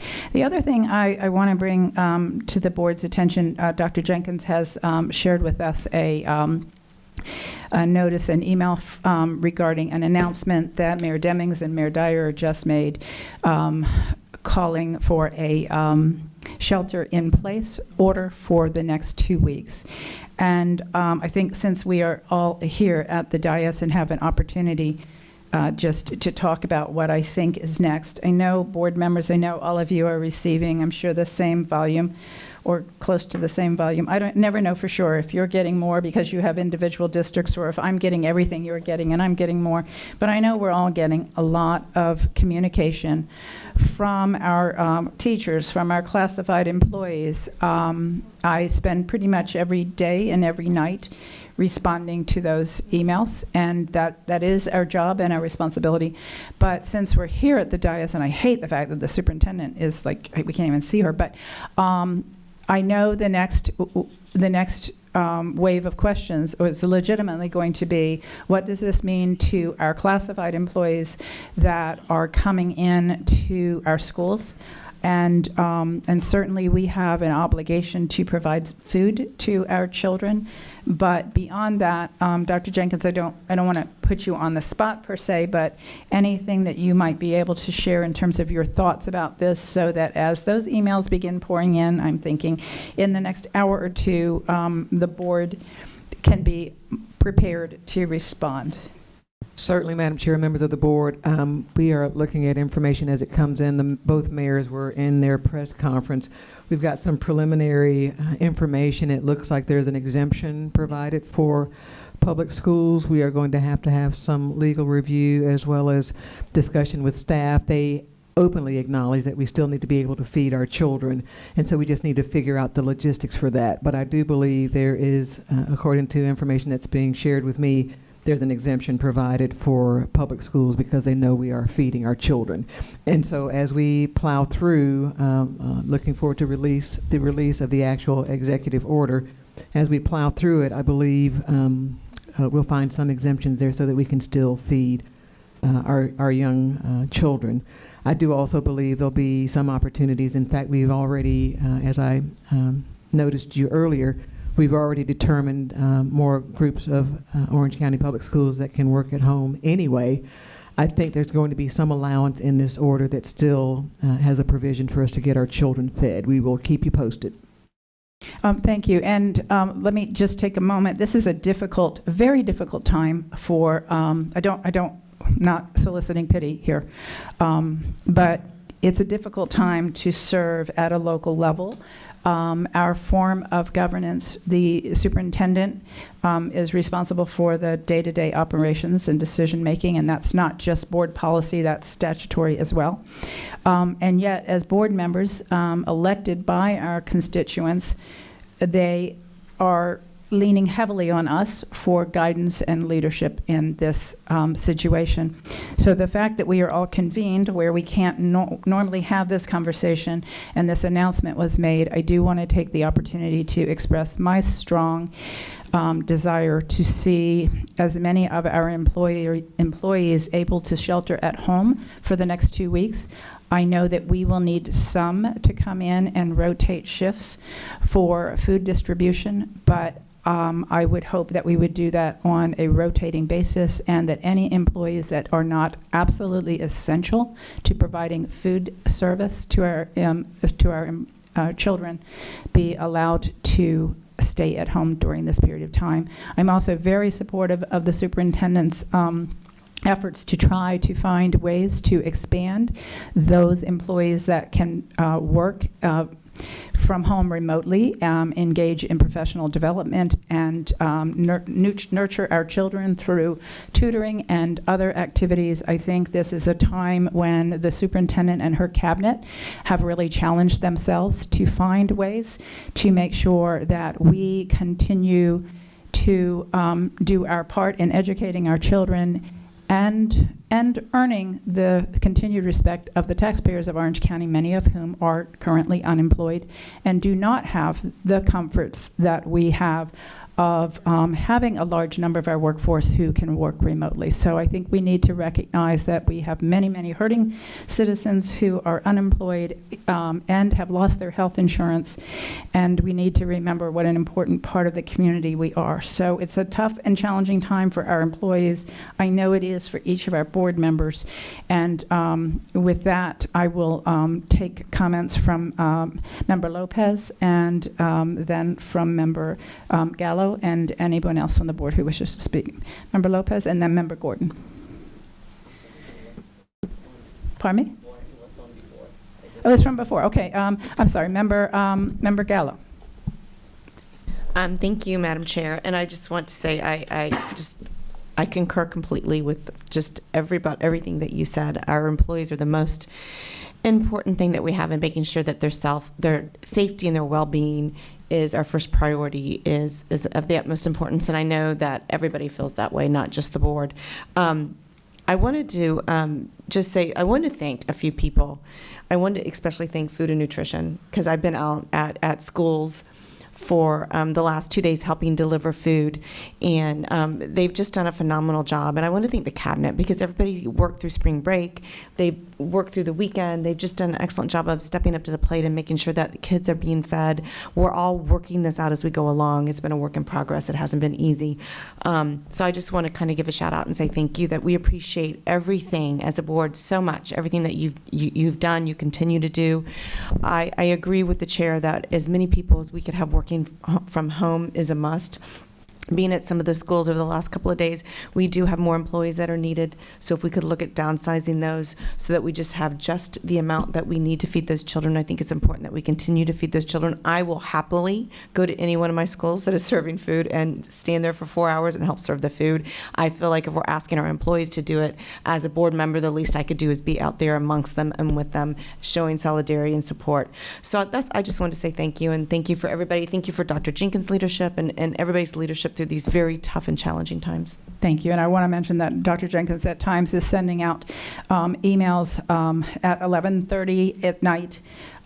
So I know the hours that she is putting in, and her cabinet and the policy team, I know everybody is putting in an enormous amount of work. And I think unless you're in their shoes, it's hard for us to know all of the things that are being considered. But the list isn't getting shorter, unfortunately. Member Gordon. Well, thank you. First of all, I want to thank you. You could have hit the gavel and ended this session and ended this meeting. And I think, is Ms. Colbert still back there? She is. I know she may want to get a little I've got piece in. 3 in She queue. can't hit the button. Oh, okay. I saw Dr. Jenkins' hand went up.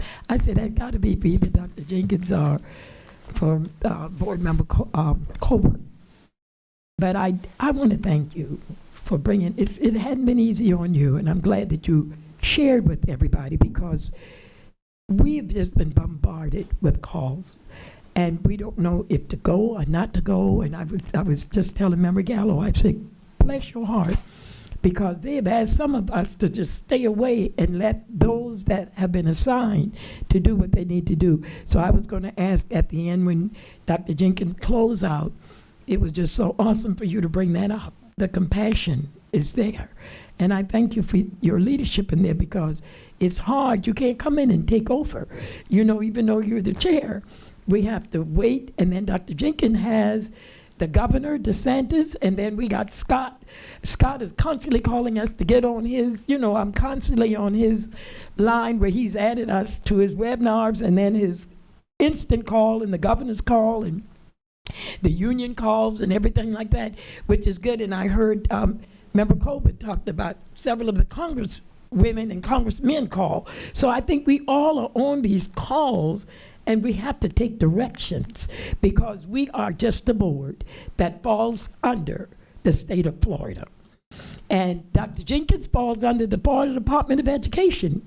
And I do want to say, we may not always agree with what they pass out, but they hand down things that some counties are doing it their way.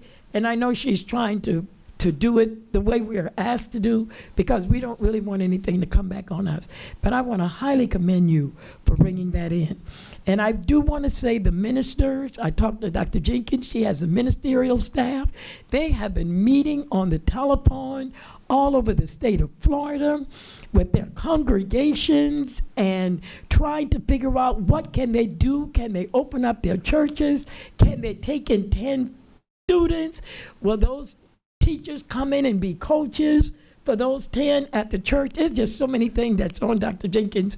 I know right now the community is asking, and the employees are also wanting to go out there. But then we have a curfew. I think we're going to get another curfew.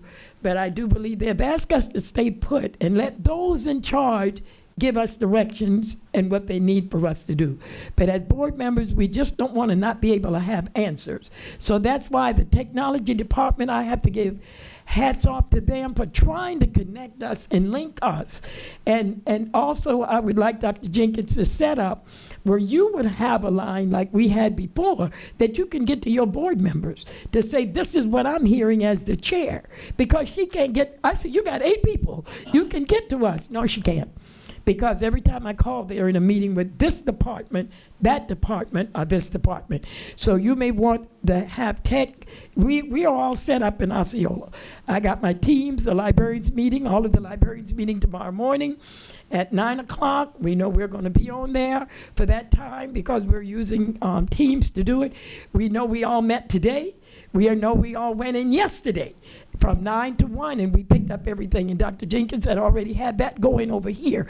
So there are ways that the board needs a line of communication. We must be collectively together as a board so that we will be able to assist the superintendent and give her what she needs at the time, because it may call that she might have to go in the budget and get something out. And there's certain things that she cannot get from the budget without the approval of the board. So I'm going to look to you, Madam Chair, and the superintendent and the legal department to make that happen in case with all of the time that we're going to be out, that we will be able to have a collective voting and not wait for this type of forum. It can be done. So I want to say too, just like my member Gallo said, the food and nutrition, my community is happy. I really don't know anybody that's totally, my homeless kids are the ones, but they're trying to find places for them. And you know, we have a large amount of homeless students in Orange and Osceola. And I know that Dr. Jenkins had been working with the previous superintendents in Orange and Osceola so that we could make sure that they're in school, which they did an excellent job in doing that. But now I don't know if they are really getting the food and everything that they need. So that is just something, you know, I know that the food and nutrition department has been doing an outstanding job. And I just say hats off to Member Gallo for going out there and assisting. So, Madam Chair, I do want to say thank you for this last couple of moments to digest, because we want people to know we have not violated the Sunshine Law. No. And that's why I made it clear with Member Gallo that we did not communicate with anything from this charter school. No. And no one up here knows what I turned in, and no one knows what was sent in, and no one knows what was called in. So that's the purpose. So Yes. with that in mind, Madam Chair, the superintendent hand is up. Oh, boy, is that up, right? I feel bad for her because there's no way for me to signal to her. She knows, but it's Yeah. hard to be a principal and a teacher.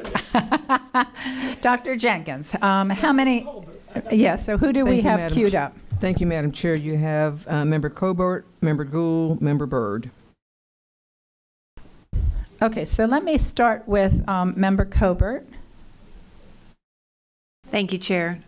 I'll make this brief because everyone in this building has families that they need to go home and prepare to take care of over the next 2 weeks.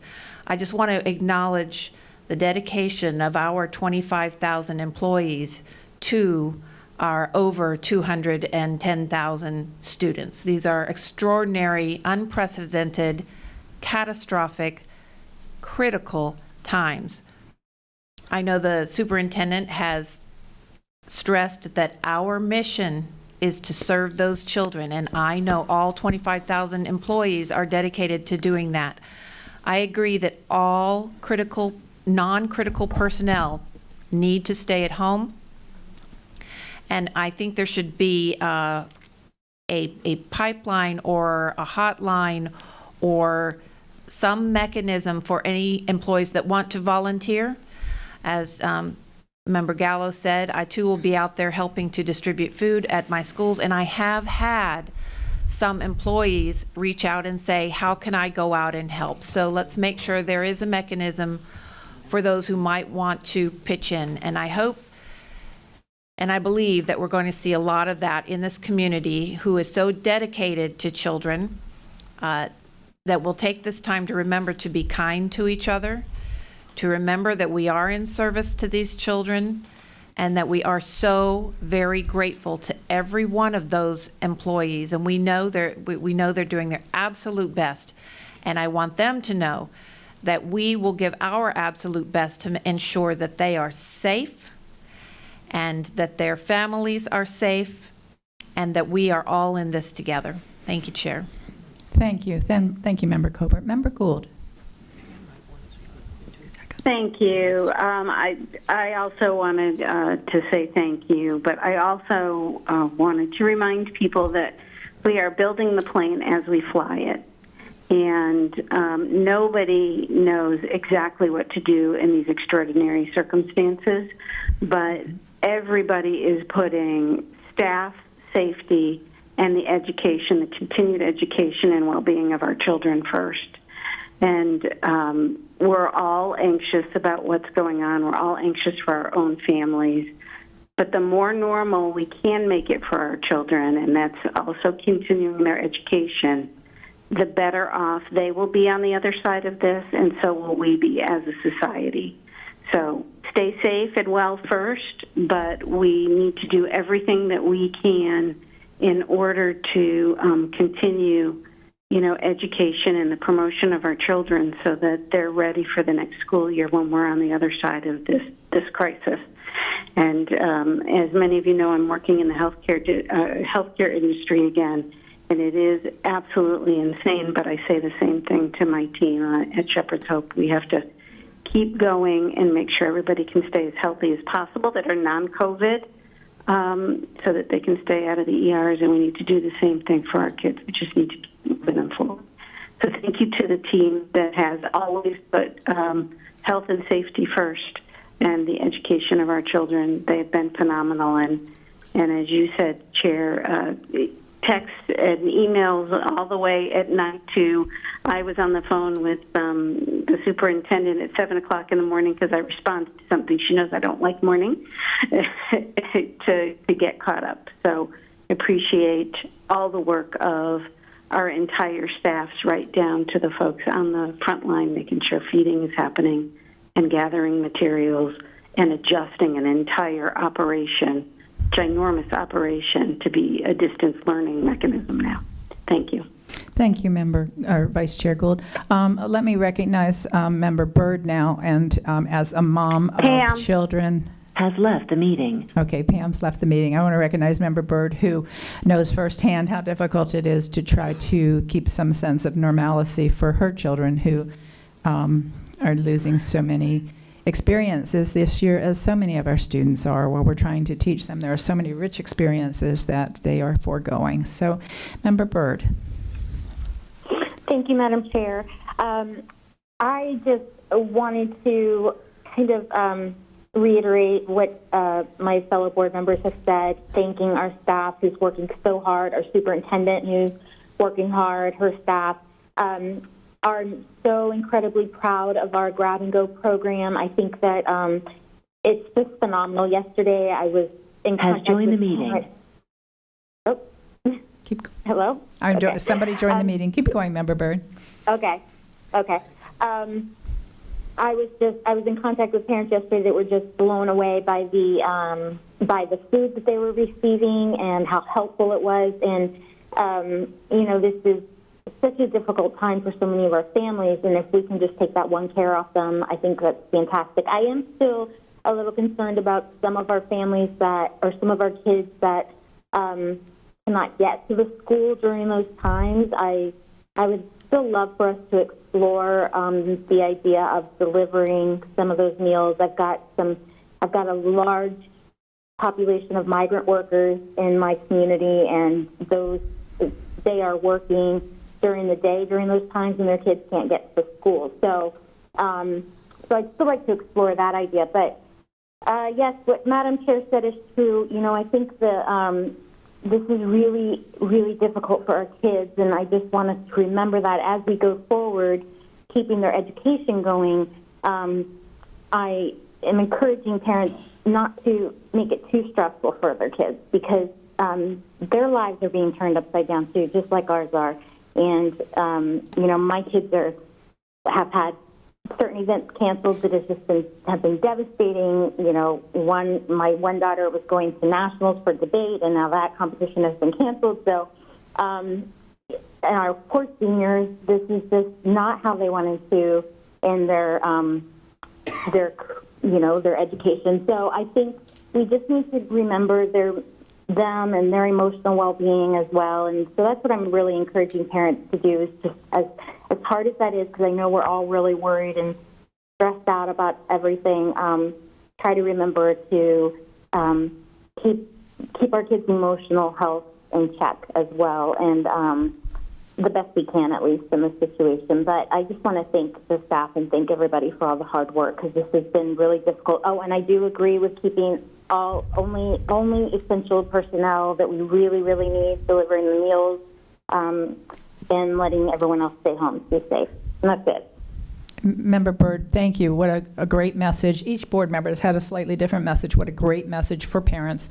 And Dr. Jenkins, I want to echo Member Byrd's interest. I, at one point, had suggested maybe we could use, prior to this latest announcement, our bus drivers to take food to areas where perhaps our families do not have transportation. I don't know how we identify that, but when you mention some of the migrant workers in your area, if there is a way to identify that, and maybe that's a weekly instead of a daily delivery, but I do get concerned that we may not be reaching all of our children, and the ones perhaps that are most disadvantaged from a food security basis may not be getting the transportation to get to the schools. So just one more thing I know your policy committee is dealing with, but just wanted to echo that shared concern. Member Lopez. Thank you, Madam Chair. I also want to say to every staff member and, you know, every classified and staff members, and also the instructional staff members, to say that we care about them, that they are very important to us, that we are here for them, and that if we cannot, sometimes we cannot respond to the emails in a timely manner, is because this is something that we didn't expect it. So I tried to put it in social media as well, because I was trying to respond to every email, but you know, there are so many questions that none of us at certain times know the responses. So I just want to let them know that they're very important. The janitor is important, the bus driver, the teachers, everybody, the principals, everybody, they are very important for to us.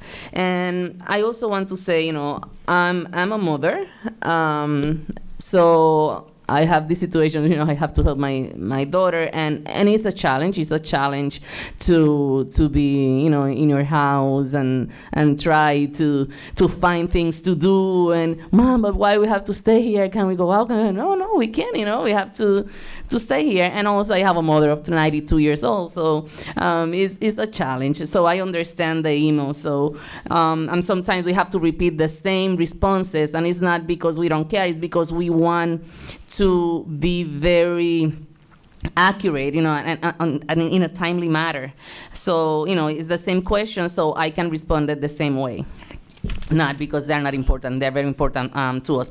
I just want to highlight the parade from teachers in my district, because they were doing those car parades and going to the neighborhood and say bye to the children, and I saw students crying, teachers crying. So I just want to congratulate the teachers that organized and participated on that type of event, because we want our children to know that they're very important to us, and everything that we are doing is because of them and for them. So congratulations to Timber Spring Elementary School. Tomorrow, Eagle Creek are going to do this. They're going to do the same thing, and also Vista Lakes Elementary School. Congratulations, and keep it up. You're doing amazing. Thank you. And great message, Member Lopez. This has been a difficult time, I know, trying to explain to all of our employees, all 25,000 of our employees, that every single one of them are valued, greatly appreciated, and we are trying our hardest to figure out how to continue to have a paycheck coming to them, to keep them safe, and to keep them whole, not just not just healthy, but emotionally whole through this difficult time. And it's not just our children that are feeling the stress. It's every one of our employees and everybody in our community. And stress and anxiety is contagious, but so is hope, and so is generosity. So, Dr. Jenkins, who else do we have on the line? Member Castor-Dental would like to comment, and then I'd like to also. Okay, so we'll hear from Member Castor-Dental, and then we'll go to the superintendent to close us out tonight. Member Castor-Dental. Thank you, Madam Chair. I just want to share my thoughts for all of our employees and our staff, our administrative team, the leadership team, who has really been working hard and trying to figure this all out. Same thing that all of my colleagues have shared. I agree. And I want to also just share that we all need to remember patience and grace with one another. And I know that parents are in a difficult situation right now, too, trying to figure out what their role will be in this distance learning, because a lot of the responsibility will fall to them to kind of be in touch with the teachers and make sure their kids are operating and learning. But just remember to keep it simple and just continue that patience with your children and with the school district all around. We are learning as we go, and if there is an urgent need somewhere, just know that we are here. You can reach out to us. We do try to respond as quickly as possible, but know that what is most important is that we are all safe and doing what we're supposed to lessen the impact of this coronavirus. So with that, thank you all so much, and thank you to our staff, and I hope everyone is safe. Thank you. Thank you, Member Castor-Dental. Great words of wisdom. Let's close out with Dr. Jenkins, our fearless leader. Thank you, Madam Chair, and to all of the members of this board. Appreciate your support, your leadership during these difficult times as well. And I have to tell you, we have 25,000 employees that have just stepped up to the plate to help get done what needs to be done on behalf of our children, both for extending their educational program and for getting them fed, many of whom would not have good balanced nutrition without our support. So my heartfelt thanks goes out to all of our staff as well. My leadership team has done incredible work, and yes, they do get emails and texts and calls from me all hours of the night. That sort of comes with the job, but we know what is before us. It's a time that we've never had to experience before, and I would submit to you, public education is forever changed. Public education as we have known it may never actually exist quite like that again. I'm also very mindful, on the last conference call, my fellow superintendents are very mindful of the fact that April 15th is probably being a little bit too hopeful. And so we need to be prepared to take care of our children for the long haul. We will get word out to our employees, get something out briefly tonight to let them know just a couple of bullets after legal has looked at the actual written order on what it means. Remind everyone that it is to start Thursday night. And so that's an important note as well. But here's what I wanted to tell you. When I first cued in, I am so impressed with the community support we have received. And when I go to some of the feeding sites, I've got wonderful staff members there. They are smiling, they are playing music, they are keeping our children engaged. The parades from some of our teachers, things like that just really mean a lot to our families. But we have got a call today from a dear friend of mine, a community member, and it occurred to me I won't have a chance to mention this before we meet again, and it'll already be in place. But John Rivers from Four Rivers called and said, we've got some resources. We want to help. Find me some locations where you've got deserts or dry spots for your distribution, and we want to help. Now, I immediately, let me clarify, I immediately said, we are not talking about you bringing out Four Rivers menu. Oh. Because that might cause a bit of a stir.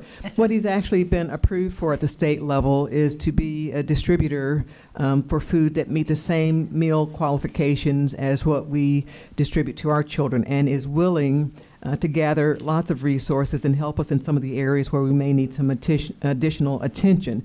He can bring out his tent and get set up and bring out staff to work with us. And he's also going to try to do some things that will help our families in general. So I am incredibly thankful to John Rivers and to others in our community, Chief Mina and others who have been out at our feeding sites. This community, I have to tell you once again, takes care of its children. So thanks to our staff, thanks to our entire community. I want to encourage our parents. We understand trying to do home education has its challenges. I've heard from some parents who say they have new respect for teachers, that the work is challenging. Understand that, and we understand everything that takes place in the school setting probably can't take place at home, but we want to encourage every parent to work as diligently and as closely with their teachers as possible to help our children stay on task for their education this year. We don't want this period of time to go by and them have no record of educational progress. So I want to encourage parents. The work might be tough, but want to encourage them. And lastly, in case any students might be listening, or in case some parents might want to say, I actually commended them for this, I want to make sure all of our children take the learning seriously, show respect for those dear parents who are doing the best they can, and work hard on your education, because the harder you work, the smarter you will become. And don't forget to read. Thank you, Madam Chair. Thank you, Dr. Jenkins.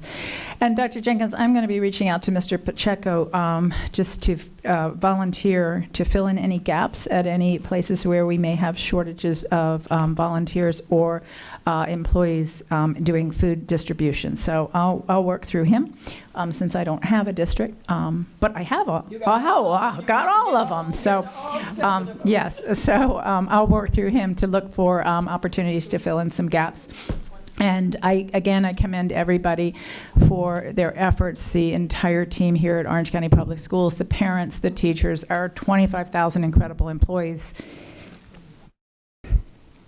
and this board for the work that they do every day. So I know nobody gets around to saying thank you to you guys, but I know how hard you work, and I know how much you care, and I know that this tears at your heartstrings like it does mine with every single email. Today I got an email from a brother, and I think that probably touched me more than anything else, a brother reaching out about his younger sister who works for us. So we are all in this together. We're all in this together, and we are all going to come through it together. So God bless. Good night. This meeting is adjourned. Get your gavel. We can't do anything. Goodbye. Thank you.